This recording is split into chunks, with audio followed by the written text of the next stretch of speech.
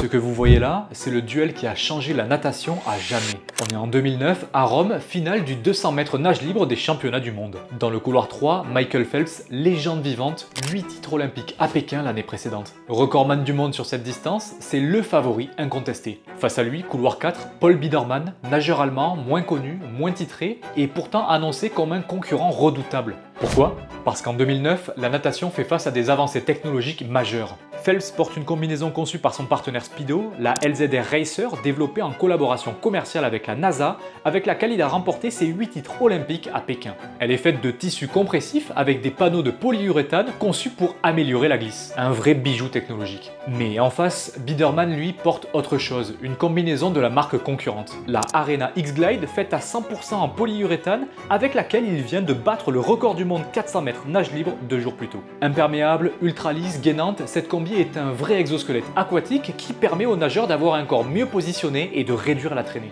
Certains, déjà à l'époque, parlent de dopage technologique. Le départ est lancé, Phelps part fort, mais Biedermann plane sur l'eau et remporte la course en 1 minute et 42 secondes, soit près de 1 seconde de moins que l'ancien record du monde. Un écart énorme à ce niveau. Phelps est battu, et pourtant il a bien nagé et a même réalisé l'un de ses meilleurs temps. Mais ce jour-là, la différence ne se joue pas que dans les bras, elle se joue en partie dans la tenue des nageurs. Ce duel devient alors le symbole d'un problème bien plus large car l'exploit de Biedermann n'est pas un cas isolé. Depuis plusieurs mois, les performances explosent et les records du monde tombent presque tous les jours. Aux Mondiaux de Rome, cette année-là, 43 records du monde seront battus en une seule semaine, du jamais vu. La course à la meilleure combinaison devient alors presque plus importante que l'entraînement lui-même. Le problème, c'est que les nageurs ne sont pas tous sur le même pied d'égalité. Certains, soutenus par leurs sponsors, ont accès aux derniers modèles, d'autres non, et se retrouvent désarmés malgré leur talent. Alors, sous la pression constante de certains nageurs, dont Phelps, la Fédération internationale de natation prend une décision